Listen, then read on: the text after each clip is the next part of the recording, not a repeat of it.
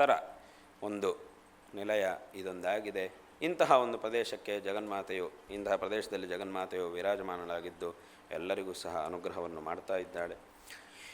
ನಮ್ಮ ಜೀವನದಲ್ಲಿ ಶಂಕರ ಭಗವತ್ಪಾದಾಚಾರ್ಯರು ಉಪದೇಶ ಮಾಡಿರತಕ್ಕಂತಹ ಈ ಒಂದು ಧಾರ್ಮಿಕ ಆಚರಣೆ, ಆತ್ಮೋದ್ಧಾರದ ಮಾರ್ಗದ ಆಚರಣೆ, ಇದು ಅತ್ಯಂತ ಅವಶ್ಯಕವಾದದ್ದು.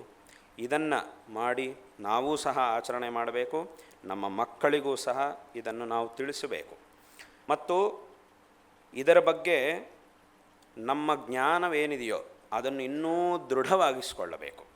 ದೃಢವಾದಂಥ ನಮ್ಮ ಧರ್ಮ ಏನಿದೆಯೋ, ನಮ್ಮ ಆಚರಣೆಗಳು ಏನಿವೆಯೋ, ನಮ್ಮ ಭಾರತೀಯ ಸಂಸ್ಕೃತಿ, ಭಾರತೀಯ ಪರಂಪರೆ ಏನಿದೆಯೋ, ಇದರ ಮೇಲೆ ಈಗ ಎಲ್ಲರಿಗೂ ಇರುವಂತಹ ಒಂದು ತಿಳುವಳಿಕೆ ಏನಿದೆಯೋ ಅದು ಸಾಕಾಗುವುದಿಲ್ಲ, ಇನ್ನೂ ಬೇಕು. ಇನ್ನೂ ದೃಢವಾದಂತಹ ಒಂದು ನಿಷ್ಠೆಯನ್ನು ಇದರ ಮೇಲೆ ನಾವು ಬೆಳೆಸ್ಕೊಳ್ಳಬೇಕು. ನಾನು ಎಲ್ಲ ಕಡೆ ಹೇಳ್ತಾ ಇರ್ತೀನಿ, ತುಂಬ ಜನರಿಗೆ ಈ ಒಂದು ಭಾರತೀಯ ಸಂಸ್ಕೃತಿ ಮೇಲೆ ತುಂಬ ಗೌರವ ಇದೆ, ತುಂಬ ಶ್ರದ್ಧೆ ಇದೆ, ಅದೆಲ್ಲ ಇದೆ. ಆದರೆ ಏನಾಗಿದೆ ಅಂತಂದರೆ, ಬೇರೆ ಯಾರಾದರೂ ಬಂದು ಇದರ ಬಗ್ಗೆ ಏನಾದರೂ ಬಾಯಿಗೆ ಬಂದ ಹಾಗೆ ಮಾತಾಡಿಬಿಟ್ರೆ ಅದು ಸ್ವಲ್ಪ ವಿಚಲಿತ ಆಗಿಬಿಡುತ್ತೆ. ಯಾರಾದರೂ ಬಂದು ಇದರ ಬಗ್ಗೆ ಸ್ವಲ್ಪ ಒಂದು 4-5 ಮಾತುಗಳು ಏನಾದರೂ ವಿರುದ್ಧವಾಗಿ ಮಾತಾಡಿಬಿಟ್ರೆ, ಓ ಹಾಗಿದ್ದರೆ ಅದೇ ಸರಿಯೇನೋ, ನಮ್ಮದೇ ಸರಿ ಇಲ್ವೇನೋ ಅಂತ ಅನಿಸ್ಲಿಕ್ಕೆ ಸಾಧ್ಯವಾಗಿದೆ. ಯಾಕೆ ಈ ರೀತಿಯಾಗಿ ಆಗಿದೆ? ಒಂದು ಕಂಬ ಇದೆ, ಆ ಕಂಬವನ್ನು ನಾವು ನೆಟ್ಟಿದ್ದೇವೆ, ಚೆನ್ನಾಗಿ ಗಾಳಿ ಬಂತು, ಆ ಗಾಳಿ ಬಂದಾಗ ಕಂಬ ಅಲ್ಲಾಡ್ತಾ ಇದೆ, ಯಾವಾಗ ಬೀಳುತ್ತೋ ಗೊತ್ತಿಲ್ಲ. ಈ ಪರಿಸ್ಥಿತಿ ಯಾಕೆ ಬಂತು ಅಂತಂದರೆ ನಾವು ಕಂಬವನ್ನು ದೃಢವಾಗಿ ನೆಟ್ಟಿಲ್ಲ. ಅದನ್ನು ದೃಢವಾಗಿ ನಾವು ನೆಟ್ಟಿದ್ರೆ ಎಂಥ ಗಾಳಿ ಬೇಕಾದರೂ ಬರಲಿ ಅಥವಾ ತುಂಬ ಬಲಶಾಲಿ ಆಗಿರ್ತಕ್ಕಂಥ ವ್ಯಕ್ತಿ ಬಂದರೂ ಅದನ್ನು ಅಲುಗಾಡಿಸಲಿಕ್ಕೆ ಸಾಧ್ಯವಾಗುವುದಿಲ್ಲ. ಆ ರೀತಿಯಾಗಿ ನಾವು ನೆಟ್ಟರೆ ಅದು ನಿಜವಾಗಲೂ ಸರಿಯಾಗಿ ನಾವು ನೆಟ್ಟಿದ ಹಾಗೆ. ಸರಿಯಾಗಿ ನೆಟ್ಟಿಲ್ಲ ಅಂದರೆ ನೆಟ್ಟಿದ್ದೀವಿ, ಸುಮ್ಮನೆ ಸಾಮಾನ್ಯವಾಗಿ ನೆಟ್ಟಿದರೆ ಏನಾಗುತ್ತೆ, ನೆಟ್ಟಿದ್ದೀವಿ, ನಿಂತ ಹಾಗೆ ಆ ಕಂಬವು ನಮಗೆ ಕಾಣಿಸ್ತಾ ಇದೆ, ಅದೆಲ್ಲ ಹೌದು. ಆದರೆ ಒಂದು ದೊಡ್ಡ ಗಾಳಿ ಬಂತು ಅಂದರೆ ಬಿದ್ದು ಹೋಗುತ್ತೆ, ಅಥವಾ ಯಾರಾದರೂ ಕೈಯಲ್ಲೊಂದು ಸ್ವಲ್ಪ ಹೀಗೆ ದುಡ್ಡುಬಿಟ್ರೆ ಸಾಕು ಬಿದ್ದು ಹೋಗುತ್ತೆ. ಈ ರೀತಿಯಾಗಿ ನೆಟ್ಟಿದರೆ ಅದೊಂಥರ ನೆಟ್ಟಿದ ಹಾಗೆ ಆಯಿತು, ಆದರೆ ಸರಿಯಾಗಿ ನೆಟ್ಟಿದ ಹಾಗೆ ಆಗಲಿಲ್ಲ, ಸಾಕಾಗಲಿಲ್ಲ. ಆ ರೀತಿಯಾಗಿ ನೆಟ್ಟಿದ ಕಂಬದಿಂದ ನಮಗೆ ಉಪಯೋಗ ಇಲ್ಲ. ಕಂಬವನ್ನು ನೆಟ್ಟಬೇಕು, ಅದರ ಮೇಲೆ ಇನ್ನೂ ಭಾರವನ್ನು ಇಟ್ಟು ಆ ಭಾರವನ್ನು ಅದು ತಡ್ಕೊಳ್ಳೋ ಹಾಗೆ ಮಾಡಬೇಕು ಅಂತಂದರೆ ಅದನ್ನು ದೃಢವಾಗಿ ನಾವು ನೆಡಬೇಕು. ಎಷ್ಟು ದೃಢವಾಗಿ ನೆಡ್ತೀವೋ ಅಷ್ಟು ಭಾರವನ್ನು ಅದು ತಡ್ಕೊಳ್ಳುವುದಕ್ಕೆ ಸಾಧ್ಯವಾಗುತ್ತೆ ಆ ಸ್ತಂಭ. ಹಾಗಾಗಿ ಎಲ್ಲರಿಗೂ ನಮಗೆ ತಿಳುವಳಿಕೆ ಇದೆ, ಮಕ್ಕಳಿಗೂ ಸಹ ಏನೋ ಒಂದು ರೀತಿಯಾದ ತಿಳುವಳಿಕೆಯನ್ನು ಕೊಡ್ತಾ ಇದ್ದೀವಿ. ಆದರೆ ಹೇಗಿದೆ ಪರಿಸ್ಥಿತಿ, ಏನಾದರೂ ಮಾತಾಡಿದರೆ ನಮಗೆ ಗೊಂದಲ ಆಗುತ್ತೆ, ಇವರಿಗೆ ಗೊಂದಲ ಆಗುತ್ತೆ. ಇದು ಹೌದಾ ಅಲ್ವೋ, ಹಾಗಿದ್ದರೆ ಸರಿ, ನಮ್ಮದೇ ಸರಿ ಇಲ್ವೇನೋ, ಇದೇ ಸರಿ ಇಲ್ವೇನೋ, ಅಥವಾ ಏನಾದರೂ ಹೇಳಿದಾಗ ಇದಕ್ಕೇನು ಉತ್ತರ, ಹಾಗಾದರೆ ಇದಕ್ಕೆ ನಮ್ಮ ಹತ್ರ ಉತ್ತರವೇ ಇಲ್ವಾ, ಇದು ಸರಿ ಇಲ್ವಾ ಅಂತ ಹೀಗೆಲ್ಲ ನಮಗನ್ನಿಸ್ತಾ ಇರುತ್ತೆ. ವಾಸ್ತವವಾಗಿ ಹೇಳಿದವರು ಏನೋ ಅರ್ಧಂಬರ್ಧ ತಿಳ್ಕೊಂಡು, ಏನೋ ಒಂದು 4 ಮಾತು ಓದ್ಕೊಂಡು ಏನೋ ಮಾತಾಡ್ತಿರ್ತಾರೆ. ಅದರ ಮಾತಾಡೋರು ಬೇಕಾದಷ್ಟು ಜನ ಇದ್ದಾರೆ. ಯಾರಾದರೂ ಒಬ್ಬರು ಒಂದು ಧರ್ಮದ ಒಂದು ಸೂಕ್ಷ್ಮವನ್ನು, ಧರ್ಮದ ತತ್ವವನ್ನು ಯಾರಾದರೂ ಉಪದೇಶ ಮಾಡಿದರೆ ಅದು ಹೆಚ್ಚು ಪ್ರಚಾರ ಆಗೋದಿಲ್ಲ. ಯಾರಾದರೂ ಈ ಥರ ಬಾಯಿಗೆ ಬಂದಾಗ ಏನಾದರೂ ಮಾತಾಡಿದರೆ ತಕ್ಷಣ ಅದು ಪ್ರಚಾರ ಆಗುತ್ತೆ. ತಕ್ಷಣ ಅದು ಎಲ್ರಿಗೂ ಸಹ ಪ್ರಚಾರ ಆಗಿ ಎಲ್ರಿಗೂ ಸಹ ಗೊತ್ತಾಗುತ್ತೆ. ಅದರೊಳಗೆ ಒಂದಿಷ್ಟು ಜನರಿಗೆ ಈಗ ಹೇಗಿದೆ ಅಂತಂದರೆ, ಇಲ್ಲ ಇದು ಅತ್ಯಂತ ಅಸಂಗತ ಅಂತ ಹೇಳುವಂತಹ ವ್ಯಕ್ತಿಗಳು ಕೆಲವರು ಮಾತ್ರ ಇದ್ದಾರೆ. ತುಂಬ ಜನರು ಎಂಥವರಿದ್ದಾರೆ ಅಂತಂದರೆ, ಅವ್ರು ಹೇಳ್ತಿರೋದು ಸಹ ಬಹುಶಃ ಏನೋ ಇದೆ ಅಂತ ಅಂದ್ಕೊಳ್ಳೋರು ತುಂಬ ಜನ ಇದ್ದಾರೆ. ಕೆಲವರು ಎಂಥವರಿದ್ದಾರೆ ಅಂತಂದರೆ, ಇಲ್ಲ ಹಾಗಲ್ಲ, ನಮ್ಮ ಹಿಂದಿನವರು ಇದನ್ನು ಹೇಳಿದ್ದಾರೆ, ಆದ್ದರಿಂದ ಇದು ಸರಿಯಾಗಿಯೇ ಇರಬೇಕು, ಆದರೆ ಅವರೇನೋ ಏನೋ ಹೇಳ್ತಾ ಇದ್ದಾನೆ, ಆದರೆ ನಮ್ಮದು ಸರಿಯೇ ಇರಬೇಕು, ಅದಕ್ಕೇನು ಉತ್ತರ ಅಂತ ನಮಗೆ ಗೊತ್ತಿಲ್ಲ, ಆದರೆ ನಮ್ಮದು ಸರಿಯಾಗಿಯೇ ಇರಬೇಕು, ಯಾಕೆಂದರೆ ಹಿಂದಿನವರು ಹೇಳಿದ್ದಾರೆ, ಅದರಿಂದ ಇದು ಸರಿಯಾದ್ದೇ ಇರಬೇಕು. ಹಾಗಿದ್ರೆ ಅವನೇನೋ ಆಕ್ಷೇಪ ಮಾಡ್ತಾನಲ್ಲ, ಅದಕ್ಕೆ ಉತ್ತರ ಎಲ್ಲ ಹೇಳೋಕ್ಕೆ ನಮಗೆ ಗೊತ್ತಿಲ್ಲ, ಅಷ್ಟೆಲ್ಲ ನಮಗೆ ಗೊತ್ತಿಲ್ಲ, ಆದರೂ ಇದು ಸರಿಯಾಗೇ ಇರಬಹುದು, ಹಿಂದಿನವರು ಹೇಳಿದ್ದಾರೆ, ಅದರಿಂದ ಇದು ಸರಿಯಾಗಿರಲೇಬೇಕು ಅನ್ನುವಂತಹ ತಿಳುವಳಿಕೆ ಇರುವವರು ಕೆಲವರಿಗೆ ಹಾಗಿದ್ರೆ ನಮ್ಮದೇ ಸರಿ ಇಲ್ವೇನೋ, ಅವ ಹೇಳ್ತಿದ್ದೇ ಸರಿ ಅಂತ ನಮಗೆ ಕಾಣಿಸ್ತಾ ಇದೆ, ಅದರಿಂದ ಅದೇ ಸರಿ ಅಂತ ಅಂದ್ಕೊಳ್ಳೋರು ಕೆಲವರು. ಆದರೆ ಇದು ಸಾಕಾಗುವುದಿಲ್ಲ. ಒಂದು ದೃಢವಾದಂತಹ ತಿಳುವಳಿಕೆ ಮನುಷ್ಯನಿಗೆ ಬೇಕಾಗಿದೆ.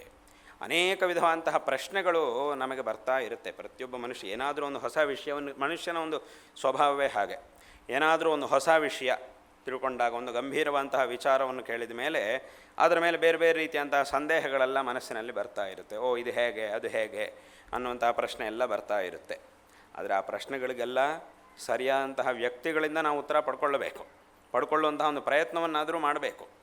ಸರಿಯಾದ ಉತ್ತರವನ್ನು ನಾವು ಪಡ್ಕೊಂಡು ಅದರಂತೆ ನಾವು ಆ ಜ್ಞಾನವನ್ನು ದೃಢವನ್ನಾಗಿ ಮಾಡಿಕೊಳ್ಳಬೇಕು.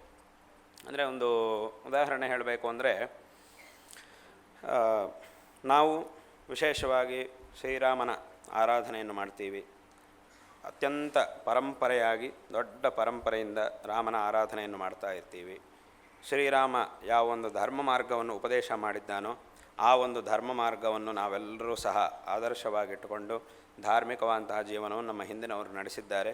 ನಮಗೂ ಸಹ ಈ ಒಂದು ಮಾರ್ಗವನ್ನು ತೋರಿಸಿಕೊಟ್ಟಿದ್ದಾರೆ. ಆದರೆ ಬೇರೆಯವರು ಇದ್ದಾರೆ, ರಾಮನ ಬಗ್ಗೆ ನಿಂದನೆ ಮಾಡ್ತಾ ಇರ್ತಾರೆ.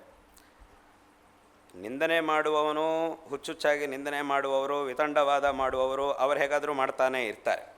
ಆದರೆ ಅವರು ಹೇಳುವಂತಹ, ಅಸಂಬದ್ಧವಾಗಿ ಹೇಳುವಂತಹ ಕೆಲವೊಂದು ವಿಷಯಗಳಿಂದ ನಮ್ಮವರಿಗೆ ಗೊಂದಲ ಉಂಟಾಗುತ್ತೆ. ಇದು ನಿಜವಾಗಲೂ ಹೌದು ಅಂತಲೇ ಅನ್ನಿಸ್ತಾ ಇರುತ್ತೆ. ಇದು ಈಗ ಹೇಳಿದಾಗ ಆಗುತ್ತೆ. ಕೆಲವರಿಗೆ ಹೌದು ಇದು ಸರಿ, ಇದು ಸರಿಯಲ್ಲ, ಇದು ತಪ್ಪು ಅಂತಲೇ ಕೆಲವರು ತೀರ್ಮಾನ ಮಾಡ್ಕೊಂಡು ಬಿಡ್ತಾರೆ ಭ್ರಮೆಯಿಂದ. ಕೆಲವರು ಇಲ್ಲ, ಇದಕ್ಕೆ ಉತ್ತರ ಏನು ಅಂತ ನಮಗೆ ಗೊತ್ತಿಲ್ಲ, ಆದರೂ ನಮ್ಮ ಹಿಂದಿನವರು ಹೇಳಿದ್ದಾರೆ, ಅದರಿಂದ ಇದು ತಪ್ಪು ಅಂತ ಹೇಳೋಕ್ಕಾಗಲ್ಲ, ಇದು ಸರಿಯಾಗಿಯೇ ಇರಬೇಕು, ಏನೋ ಒಂದು ವಿಷಯ ಇರಬಹುದು ಅಂತ ಇರುವವರು ಕೆಲವರು. ಅತ್ಯಂತ ಕಡಿಮೆ ಇರತಕ್ಕಂಥವ್ರು ಯಾರು ಅಂತಂದರೆ, ಇವನು ಹೇಳ್ತಿರು ಸರ್ವಥಾ ಅಸಂಗತ, ಈ ವಾಸ್ತವವಾಗಿ ಹೀಗೆ ಅಲ್ವೇ ಅಲ್ಲ, ನಿಜವಾಗಲೂ ಇರುವುದು ಹೀಗೆ ಅಂತ ಹೇಳುವವರು ತುಂಬ ಕಡಿಮೆ ಇರ್ತಾರೆ ಅಷ್ಟೇ. ಅಂಥವ್ರು ಎಲ್ಲೋ ಒಂದು ಕಡೆ ಇರ್ತಾರೆ. ಅವರೆಲ್ಲಾದರೂ ಹೊರಗೆ ಬಂದರೆ ಸರಿ, ಹೊರಗೆ ಬರುವುದಿಲ್ಲ. ಆ ಥರದವರು ಸಾಮಾನ್ಯವಾಗಿ ಎಲ್ಲೆಲ್ಲೋ ಇರ್ತಾರೆ. ಸ್ವಲ್ಪ ಪಂಡಿತರು, ತುಂಬ ಓದ್ದವರು, ಈ ಗ್ರಂಥಗಳನ್ನೆಲ್ಲ ಅಧ್ಯಯನ ಮಾಡಿದವರು ಎಲ್ಲೋ ಒಂದು ಕಡೆ ಇರ್ತಾರೆ. ಅಂದರೆ ಇದು ಒಂದು ವಿಷಯ ಏನು ಅಂತಂದರೆ, ಕೆಲವರು ಹೇಳ್ತಿರ್ತಾರೆ, ರಾಮನಿಗೆ ಯಾಕೆ ಇವರೆಲ್ಲ ಇಷ್ಟೆಲ್ಲ ದೊಡ್ಡದಾಗೆಲ್ಲ ದೇವಸ್ಥಾನ ಅಂತ ಹೇಳ್ತಾರೆ, ರಾಮ ಮಂದಿರ ಅಂತ ಕಟ್ತಾರೆ, ರಾಮನ ಆರಾಧನೆ, ರಾಮನ ಉತ್ಸವ ಇದೆಲ್ಲ ಯಾಕೆ ಮಾಡ್ತಾರೆ, ಅಷ್ಟೆಲ್ಲ ಮಾಡುವ ಅವಶ್ಯಕತೆ ಏನಿದೆ? ರಾಮ ಅಂದರೆ ಯಾರು? ರಾಮ ಅಂದರೆ ಅವನೊಬ್ಬ ಮನುಷ್ಯ, ನಮ್ಮ ಹಾಗೆ ಮನುಷ್ಯ ಇದ್ದ ಹಾಗೇನೆ. ಆ ಅವತಾರದಲ್ಲಿ ಕೆಲವು ಘಟನೆಗಳನ್ನು ನಾವು ನೋಡಿದಾಗ ರಾಮನ ಒಂದು ವರ್ತನೆಯೂ ಸಹ ಒಬ್ಬ ಮನುಷ್ಯನ ವರ್ತನೆ ಇದ್ದ ಹಾಗೆ ಇತ್ತು. ಕೆಲವೊಂದು ಘಟನೆಗಳಲ್ಲಿ ನಮಗೆ ಹಾಗೆ ಕಾಣುತ್ತೆ. ಒಬ್ಬ ಮನುಷ್ಯ, ಸಾಮಾನ್ಯ ಮನುಷ್ಯ ಹೇಗೆ ಮಾಡ್ತಾನೋ ಅದೇ ರೀತಿಯಾಗಿ ರಾಮ ನಡ್ಕೊಂಡು ಹಾಗೆ ಕಾಣುತ್ತೆ. ಈ ರಾಮನ ನಾವು ದೇವರು ಅಂತೆಲ್ಲ ಹೇಳ್ತೀವಿ, ಆದರೆ ದೇವರು ಅಂತಂದರೆ ಅದು ಹೇಗಿರಬೇಕು, ಆ ದೇವತ್ವ ಹೇಗಿರಬೇಕು, ಅದು ಕೆಲವು ಕಡೆ ನಮಗೆ ಆ ಚರಿತ್ರೆಯಲ್ಲಿ ಕೆಲವು ಘಟನೆಗಳನ್ನು ನೋಡಿದರೆ ಹಾಗೆ ಅನಿಸೋದಿಲ್ಲ. ಅದಕ್ಕೆ ಅವರು ಹೇಳುವುದೇನು ಅಂತಂದರೆ, ಉದಾಹರಣೆಗೆ ಆ ಒಂದು ಮಾರೀಚನು ಆ ಮೃಗದ ರೂಪದಲ್ಲಿ ಬಂದಿದ್ದ, ಆ ಜಿಂಕೆ ರೂಪದಲ್ಲಿ ಬಂದಿದ್ದ. ಆಗ ಸೀತಾಮ್ಮನವರು ಇದು ನನಗೆ ಬೇಕು ಅಂತ ಹೇಳಿದರು. ಆಗ ಇದು ಮಾಯೆಯಲ್ಲಿ ಇದು ಮಾಯೆ ಅಷ್ಟೇ, ವಾಸ್ತವವಾದದ್ದಲ್ಲ, ಇದು ಸತ್ಯ ಅಲ್ಲ ಅನ್ನೋ ವಿಷಯ ರಾಮನಿಗೆ ಗೊತ್ತಿಲ್ವಾ? ರಾಮ ಭಗವಂತ ಅಂತಂದರೆ ಇದು ಗೊತ್ತಿರಬೇಕು ತಾನೆ. ಸರಿ ಆಯಿತು, ತರ್ತೀನಿ ಅಂತ ಅದರ ಹಿಂದೆ ಹೋದ. ಅದರ ಹಿಂದೆ ಹೋದಾಗ ತಕ್ಷಣ ಅದಕ್ಕಾಗಿ ರಾವಣ ಕಾಯ್ತಾ ಇದ್ದ. ಅವನು ಬಂದು ಅಮ್ಮನವರ ಅಪಹರಣೆ ಮಾಡ್ಕೊಂಡು ಹೋಗಿದ್ದ. ನಾನು ಇಲ್ಲಿಗೆ ಹೋಗಿಬಿಟ್ರೆ ರಾವಣ ಬರ್ತಾನೆ, ಸೀತಾಪಹರಣೆ ಮಾಡ್ಕೊಂಡು ಹೋಗ್ತಾನೆ ಅನ್ನೋ ವಿಷಯ ರಾಮನಿಗೆ ಗೊತ್ತಿಲ್ವಾ? ಗೊತ್ತಿಲ್ಲ ಅಂತಂದರೆ ಆಗ ರಾಮನ ಪರಮಾತ್ಮ ಅಂತ, ಭಗವಂತನ ಅಂತ ನಾವು ಯಾಕೆ ಹೇಳಬೇಕು? ಹೇಗೆ ಹೇಳುವುದು ಹಾಗೆ? ಸರಿ, ಅದು ಆಗೋಯ್ತು, ಸೀತಾಪಹರಣೆ ಆಗೋಯ್ತು. ಮತ್ತು ರಾಮ ವಾಪಸ್ ಬಂದು ನೋಡೋ ಹೊತ್ತಿಗೆ ಸೀತೆ ಕಾಣಲಿಲ್ಲ. ರಾಮ ಲಕ್ಷ್ಮಣ ಇಬ್ಬರು ಬಂದು ನೋಡಿದಾಗ ಸೀತೆ ಕಾಣಲಿಲ್ಲ. ಎಲ್ಲಿ ಹೋದಳು ಸೀತಾಮ್ಮನವರು ಅಂತ ತುಂಬ ಗಾಬರಿ ಆಯಿತು ರಾಮನಿಗೆ. ದುಃಖನೂ ಆಯಿತು. ಅಮ್ಮನವರು ಕಾಣಲಿಲ್ಲ ಅಂಥೇಳಿ ತುಂಬ ದುಃಖವೂ ಆಯಿತು ರಾಮನಿಗೆ. ದುಃಖ ಪಡುವುದೇನು? ಈ ರಾವಣ ಬಂದಿದ್ದಾನೆ ಹೋಗಿದ್ದಾನೆ ಅನ್ನೋ ವಿಷಯ ಗೊತ್ತಾಗಬೇಕಿತ್ತಾನೆ. ರಾಮ ಭಗವಂತ ಅಂತಂದರೆ ಇದೆಲ್ಲ ಗೊತ್ತಾಗಬೇಕಿತ್ತಲ್ವ. ಇಲ್ಲಿ ದುಃಖ ಪಡುವುದೇನಿದೆ? ಆಮೇಲೆ ಎಲ್ಲ ಕಡೆನೂ ಹೋಗಿ ಎಲ್ಲ ಕಡೆ ಹುಡುಕಿ ತುಂಬ ಹುಡುಕಿದ ಮೇಲೆ ಜಟಾಯು ಹೇಳ್ತಾನೆ ರಾಮನಿಗೆ, ಇಲ್ಲ ಈ ಥರ ರಾವಣ ಬಂದಿದ್ದ, ಅಮ್ಮನವ್ರನ್ನ ಅಪಹರಣೆ ಮಾಡ್ಕೊಂಡು ಹೋದ.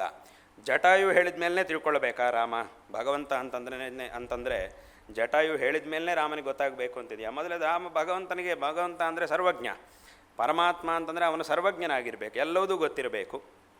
ಅದೊಂದಾಯಿತು. ಆಮೇಲೆ ಇನ್ನೊಂದೇನು, ಸರಿ ಈಗ ಲಂಕೆಗೆ ಹೋಗಬೇಕು ಅಂತಂದರೆ ರಾಮ ಏನು ಮಾಡಿದ? ನಾನು ಹಾಗೆ ಹೋಗ್ಲಿಕ್ಕಾಗೋದಿಲ್ಲ, ಯಾರಾದರೂ ಅದು ಸಹಾಯ ಬೇಕು. ಸುಗ್ರೀವನ ಹತ್ತಿರಕ್ಕೆ ಹೋಗಿದ್ದ, ಸುಗ್ರೀವನ ಜೊತೆಗೆ ಸಖ್ಯ ಮಾಡಿಕೊಂಡಿದ್ದ. ಅವನಿಗೆ ಬೇಕಾದ ಕೆಲಸವನ್ನು ಅವನಿಗೆ ಮಾಡಿಕೊಟ್ಬಿಟ್ಟು ಪುನಃ ಅವನಿಂದ ಸಹಾಯವನ್ನು ಪಡ್ಕೊಂಡ. ನೀನು ವಾನರ ಸೈನ್ಯವನ್ನು ನನ್ನ ಜೊತೆ ಕಳಿಸಿದರೆ ಆಗ ನನ್ನ ಕೆಲಸ ಆಗುತ್ತೆ ಅಂತ ಸುಗ್ರೀವನ ಜೊತೆಗೆ ಮಾತಾಡಿ ಸುಗ್ರೀವನ ಸಹಾಯವನ್ನು ತಗೊಂಡಿದ್ದ. ಭಗವಂತ ಪರಮಾತ್ಮ, ಭಗವಂತ ಒಬ್ಬನೇ ಅಲ್ಲಿಗೆ ಹೋಗಿ ರಾವಣನ ಸಂಹಾರ ಮಾಡಬೇಕಿತ್ತು, ಇಷ್ಟು ದೊಡ್ಡ ಸೈನ್ಯ.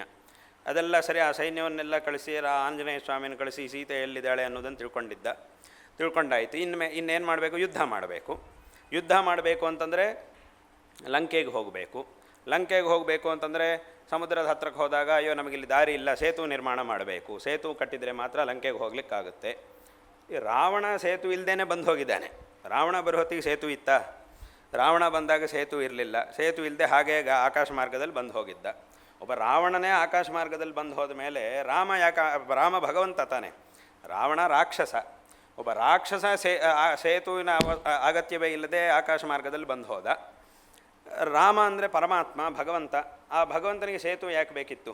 ಅಷ್ಟು ದೊಡ್ಡ ಸೇತುವನ್ನೆಲ್ಲ ಯಾಕೆ ಕಟ್ಟಬೇಕಾಯಿತು? ಇಷ್ಟೆಲ್ಲ ವಾನರ ಸೈನ್ಯವನ್ನು ಇಟ್ಕೊಂಡು ಇಷ್ಟೆಲ್ಲ ಯಾಕೆ ಮಾಡಬೇಕಾಯಿತು? ಅಷ್ಟರ ಮಧ್ಯದಲ್ಲಿ ಸರಿ ಯುದ್ಧದಲ್ಲೂ ಮತ್ತು ಲಕ್ಷ್ಮಣನಿಗೆ ತುಂಬ ಇದಾಗಿ ಗಾಯಗಳು ಅದೆಲ್ಲ ಆದಾಗ ರಾಮ ದುಃಖಪಟ್ಟಿದ್ದು, ಅಯ್ಯೋ ನನ್ನ ತಮ್ಮನಿಗೆ ತೊಂದರೆ ಆಯಿತು ಅಂಥೇಳಿ ದುಃಖಪಟ್ಟಿದ್ದು. ಇದೆಲ್ಲ ನೋಡಿದರೆ ಕೆಲವೊಂದೆಲ್ಲ ರಾಮಾಯಣದಲ್ಲಿರ್ತಕ್ಕಂಥ ಆ ಘಟನೆಗಳನ್ನು ಇದನ್ನೆಲ್ಲ ನೋಡಿದರೆ ಇದೆಲ್ಲವುದು ಒಂದು ಹಂತ. ಇದೆಲ್ಲದಕ್ಕಿಂತ ದೊಡ್ಡದಾಗಿ ಎಲ್ರಿಗೂ ತುಂಬ ಜನರಿಗೆ ಒಂದು ಆಕ್ಷೇಪ ಅಂತಂದರೆ ಎಲ್ಲ ಮುಗಿದೋಯ್ತು, ಯುದ್ಧ ಎಲ್ಲ ಮುಗಿದೋಯ್ತು, ರಾವಣ ಸಂಹಾರ ಆಯಿತು, ಬಂದಾಯಿತು, ಪಟ್ಟಾಭಿಷೇಕ ಆಯಿತು, ಎಲ್ಲ ಆಗೋಯ್ತು, ಎಲ್ಲ ಚೆನ್ನಾಗಿ ನಡೀತಾ ಇತ್ತು. ಅಷ್ಟರ ಮಧ್ಯೆಯಲ್ಲಿ ಯಾವನೋ ಒಬ್ಬ ರಾಜ್ಯದಲ್ಲಿ ಏನೋ ಒಂದು ಮಾತನ್ನು ಹೇಳಿದ್ದು, ಅದು ಬೀದಿಯಲ್ಲೆಲ್ಲೋ ನಿಂತುಕೊಂಡು ಯಾವನೋ ಒಬ್ಬ ಏನೋ ಒಂದು ಮಾತು ಹೇಳಿದ್ದ. ಆ ಒಂದು ಮಾತನ್ನಿಟ್ಟುಕೊಂಡು ಇಷ್ಟೆಲ್ಲ ಕಷ್ಟಪಟ್ಟಿದ್ದೇ ಸೀತಾಮ್ಮನವರನ್ನು ಕರ್ಕೊಂಡು ಬರಲಿಕ್ಕೋಸ್ಕರ. ಇಷ್ಟೆಲ್ಲ ಕಷ್ಟಪಟ್ಟು ಸೀತಾಮ್ಮನವರನ್ನು ಕರ್ಕೊಂಡು ಬಂದು ಯಾವನೋ ಒಬ್ಬ ಬೀದಿಯಲ್ಲಿ ನಿಂತುಕೊಂಡು ಏನೋ ಒಂದು ಮಾತಾಡಿದ್ದಕ್ಕೆ ಅಮ್ಮನವರನ್ನೇ ಪರಿತ್ಯಾಗ ಮಾಡಿಬಿಡುವುದು ಅಂತಂದರೆ ಇದು ಎಂಥ ಒಂದು ನ್ಯಾಯ? ಇದು ಸರಿನಾ? ನಿಜವಾಗಲೂ ಹೀಗೆ ಮಾಡಿದರೆ ಈ ಥರ ಮಾಡೋದು ಎಷ್ಟು